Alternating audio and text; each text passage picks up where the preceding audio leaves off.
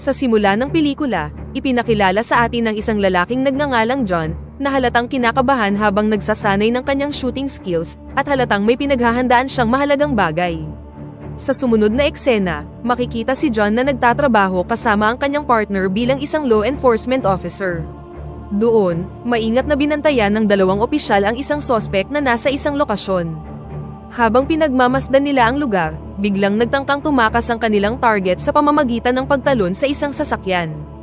Nang walang pag-aalinlangan, kumilos si John, hinabol ang tumatakas na kriminal at matagumpay siyang nahuli. Gayunpaman, sa kaguluhan, parehong si John at ang kanyang partner ay nabaril ng salarin, na naging sanhi para lubhang masugatan ang partner ni John sa gitna ng engkwentro. Kasunod ng insidenteng ito, bumisita si John sa isang bar upang mag-unwind sa pub, kung saan nakilala niya ang isang babae na nagngangalang Tina.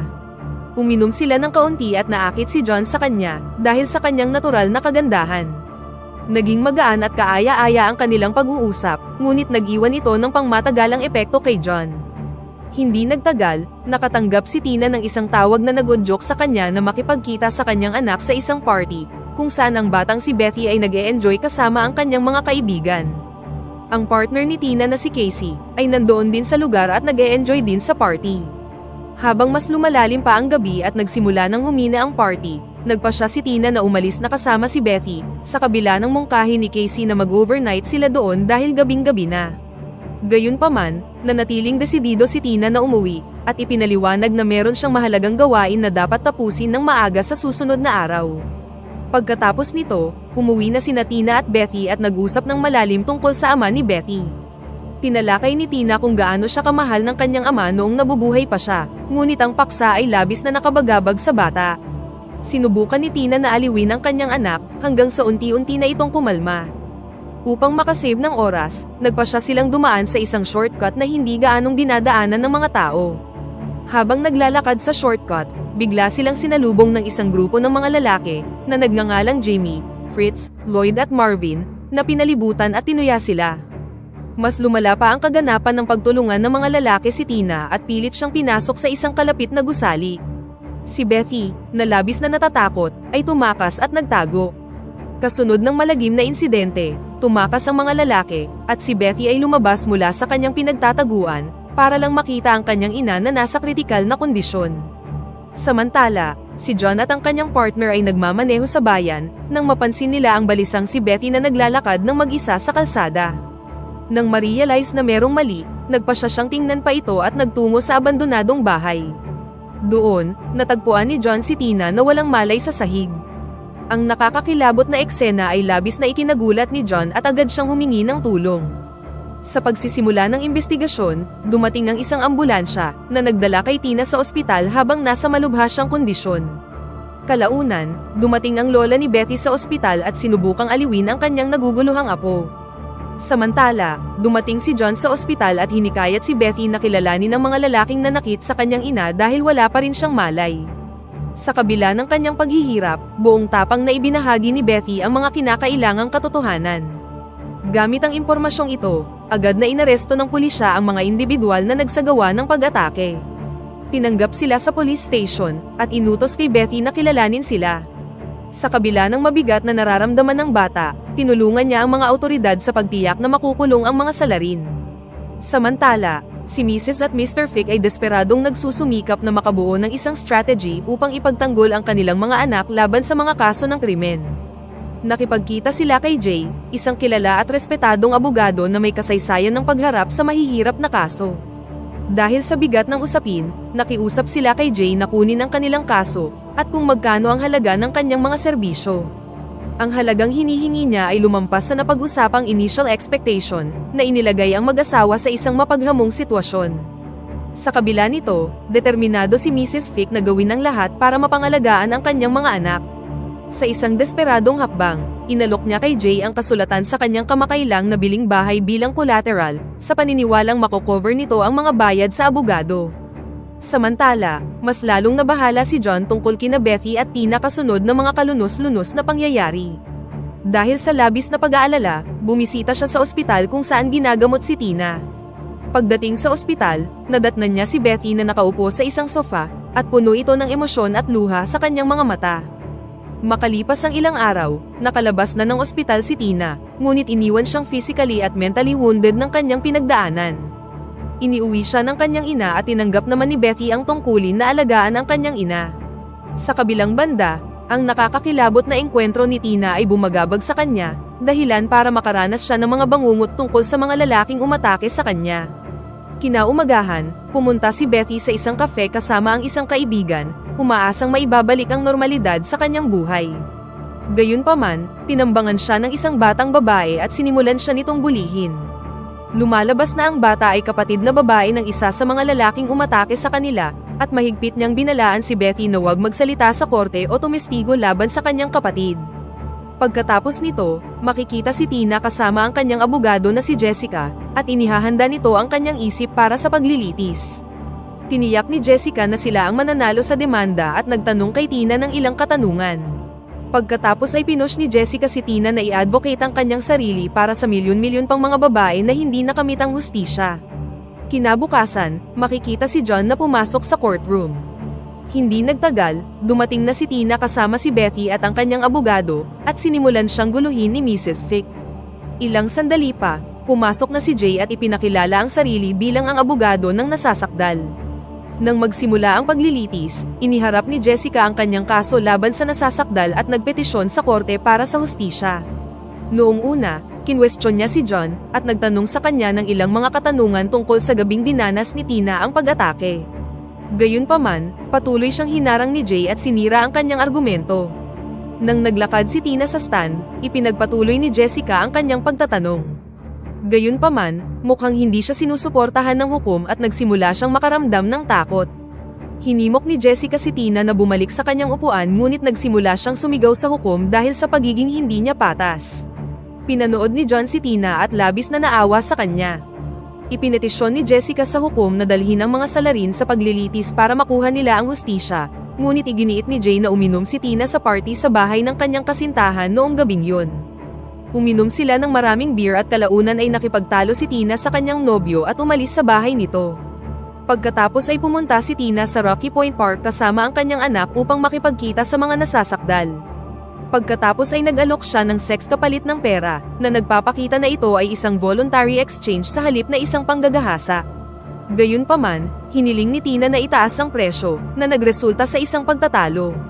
Iginiit ng abogado na ang kanyang mga kliyente ay hindi nanakit ng sinuman at ang alegasyon ni Tina ay ganap na hindi totoo at mali. Dahil dito, nagkaroon ng panic attack si Tina, habang ang mga tao sa court ay nagsimula ng mag-cheer. Nagsimula siyang sumigaw sa judge at hindi mapigilang umiyak, ngunit sinubukan siyang pakalmahin ng kanyang abogado. Pagkatapos ay tinulungan siya ni John at lumabas ng courtroom kasama ang kanyang anak na babae. Kinagabihan, galit na galit si John sa tuwing naiisip niya ang kawalang katarungang ginawa kay Tina. Samantala, nakatanggap si Tina ng pagbisita mula sa isang doktor na nagbigay sa kanya ng gamot pampatulog. Sa hindi inaasahang pagkakataon, isang katok sa pinto ang naghatid sa ina ni Tina sa kanyang abogado. Galit na galit siya sa kanya dahil hindi na ipagtanggol ni Jessica si Tina sa korte at inutos na umalis na siya. Samantala, makikita si Tina nagising sa kanyang silid, sinubukang uminom ng gamot, ngunit nagalit siya at itinapon ang lahat. Pagkatapos ay lumabas siya ng kwarto at pumunta sa isang bar para uminom ng beer. Habang naglalakad sa paligid ng lungsod, mas lumala ang kanyang sitwasyon at sinubukang pakalmahin ang sarili. Gayunpaman, nang tila walang gumana, nagpasya siyang lumipad sa pamamagitan ng pagtalon sa tulay. Nang malapit na siyang tumalon, hinila siya ni John pabalik at sinabi sa kanya na meron siyang anak. Nagsimulang umiyak si Tina sa labis na depresyon at sinubukan ni John na pakalmahin siya. Napaluha si Tina sa kanyang mga bisig habang niyayakap siya nito at pagkatapos ay ibinalik na siya ni John sa kanyang tahanan. Samantala, nang makauwi si Betty mula sa paaralan, tinawag niya ang kanyang pusa ngunit hindi niya ito mahanap kahit saan. Pinaalalahanan ni John si Betty na subaybayan ng mabuti si Tina dahil hindi pa bumubuti ang kanyang kondisyon. Pagkatapos ay ibinigay niya kay Betty ang kanyang numero at hinimok ang bata na tawagan siya kapag merong problema. Hindi nagtagal, narinig ni Betty ang bell ng kanyang pusa at lumabas siya para hanapin ito. Habang papalabas siya, napansin niyang patay na ang kanyang pusa at ang isa sa mga salarin ay sinimulan siyang tuyain. Sinigawan niya ito na pabayaan na sila, at bumalik siya sa loob na umiiyak. Kasunod nito, tinawagan ni Betty si John at sinabi sa kanya ang lahat. Pagkatapos ay inilibing ni Betty ang kanyang pusa sa likod ng kanilang bahay. Samantala, makikita ang isa sa mga kriminal na si Jimmy na pumasok sa bar at natalo ng $20 sa isang pustahan kay Casey na umiinom ng alak. Pagkatapos ay kinumpronta siya ni Jimmy at sinabi kung ano ang ginawa niya kay Tina, ngunit namagitan ng may-ari ng bar upang awatin ang away. Pagkatapos ay umalis na siya, at naiwan si John na nakaupo sa likuran, maingat na sinusubaybayan ang sitwasyon. Pagkaraan ng ilang sandali, hindi inaasahang tinambangan ni Jimmy si Casey nang sumakay siya sa kanyang sasakyan para umuwi. Sa panahong yun, nagpakita si John at binaril si Jimmy, na agad na ikinamatay ng kriminal. Pagkatapos nito, ipinakita ang dalawang opisyal na kinukwestiyon si John para sa pagbaril niya kay Jimmy. Nilinaw ni John na kumilos lamang siya in self-defense, at wala siyang haharapin na kahit na anong aksyon. Samantala, makikita sina Jay at Jessica sa opisina ng hukom, kung saan humiling si Jessica ng karagdagang oras, ngunit pinawalang bisa ito ng judge. Kasunod nito, ang parehong mga abogado ay pumunta sa labas at pinag-usapan ang mga bagay-bagay. Sinabi ni Jay na malapit na nilang madismiss ang demanda, kaya hindi niya dapat bigyan ng false hope si Tina. Hindi nagtagal, nakipagpulong si Jay sa mga nasasakdal, at inutusan silang tanggapin ang kanilang pagkakasala at magsilbi ng 3 taon sa bilangguan upang malutas ang problema. Ang kanilang ina na si Mrs. Fick ay hindi sumang-ayon at sinabing walang ginawang mali ang kanyang mga anak. Gayunpaman, ipinaalam sa kanya ni Jay na palaging may panganib sa isang jury trial at responsibilidad niyang payuhan sila tungkol dito. Binalaan niya sila na kapag matalo sila sa kaso, mahaharap sila sa 20 taon sa state jail. Pagkatapos ay pinayuhan niya sila na maglaan ng oras at magpasya sa kanilang kapalaran, ngunit nanatiling matigas si Mrs. Fick at inakusahan si Tina ng pagsisinungaling. Samantala, nakatayo si John malapit sa Niagara Falls, tila malalim ang iniisip. Sa sumunod na eksena, makikita sina Marvin at Lloyd na nagpapalagay ng tato. Sa panahong yun, nakatanggap si Marvin ng tawag mula sa isang investigador na hiniling na makipagkita sa kanya. Ipinaalam sa kanya ng investigador na nagtatrabaho siya para kay Jay at may solusyon siya para sa kanila. Nang marinig ito, agad na lumabas si Marvin kasama si Lloyd para makita siya. Pagdating sa Niagara Falls, hinintay nila ang investigador ngunit biglang nagpakita si John. Una, binaril niya si Lloyd, na agad na nahulog sa talon. Tinangka ni Marvin na atakihin si John, ngunit binaril siya ng ating bida ng maraming beses hanggang sa mamatay siya. Kinaumagahan, ang media at mga news reporter ay nagtipon sa bahay ni Mrs. Fick para tanungin siya tungkol sa mga nawawala niyang anak. Iginiit ng ginang na tinakot sila ni Tina, ngunit inakusahan ng media ang mga lalaki na tumakas sa ibang bansa at nagtago mula sa investigasyon. Samantala, sina Betty at Tina ay nakikinig sa balita. Tinanong ni Betty kung babalik pa sila ngunit tiniyak ni Tina na hindi na nila sila muling masasaktan. Hindi nagtagal, dumating ang ina ni Tina at niyaya si Betty na sumama sa kanya sa pag-shopping. Habang naglilibot sila sa tindahan, huminto ang nanay ni Tina para tingnan ng isang pares ng sapatos. Habang mag-isa si Betty, nilapitan siya ni Fritz at pinagbantaan siyang manahimik sa korte. Dahil dito, natakot si Betty at mabilis na umuwi sa kanilang bahay. Samantala, nakatanggap si Fritz ng tawag mula sa isang babaeng nagngangalang Ellen. Ipinaalam niya sa kanya na nag-aral sila sa parehong paaralan, at meron siyang ebidensya laban kay Tina na maaaring makatulong sa kanya. Hiniling ni Ellen na makipagkita sa kanya sa isang motel at malugod namang pumayag si Fritz. Pagdating sa motel, biglang nagpakita si John sa lugar, bumunot ng baril at itinutok ito kay Fritz. Nang may nakakatakot na boses, inutusan niya si Fritz na umupo at iginiit na magsulat siya ng isang confession na magdedetalye ng mga aksyon na ginawa niya laban kay Tina. Gayunpaman, galit na tumanggi si Fritz sa mga kahilingan ni John. Nang hindi nagpapakita ng anumang awa, hinila ni John ang gatilyo, at inakusahan si Fritz na mas pinili niyang wakasan ang kanyang buhay sa halip na umamin sa kanyang kasalanan. Kinaumagahan, makikita sina Betty at Tina na nag-iimpake ng kanilang mga gamit. Samantala, kinumpronta ni John ang abogadong si Jay at inakusahan siya ng pagtatanggol sa mga kriminal, ngunit tumugon si Jay na ginagawa niya lang ang kanyang trabaho, at isang araw ay maaaring kailanganin din ni John ang kanyang serbisyo. Sa sumunod na eksena, dumating si John upang salubungin sina Tina at Betty. Pareho silang nagpasalamat kay John para sa kanyang tulong, at mas pinili ni Tina na umalis para manirahan sa ibang lungsod. Lumapit si Betty at pinasalamatan si John dahil nandyan siya para sa kanya noong gabing yun, at iniligtas ang kanyang ina. Pagkatapos nito, Tinawag ni John si Becky na kanyang anak at nag-wish sa kanya ng magandang buhay sa California.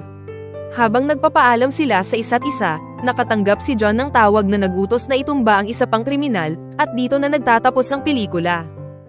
Pakipindot naman ng like button kung nagustuhan mo ang pelikula at kung hindi naman, pindutin mo ng 2 beses ang dislike button para lang makasiguro.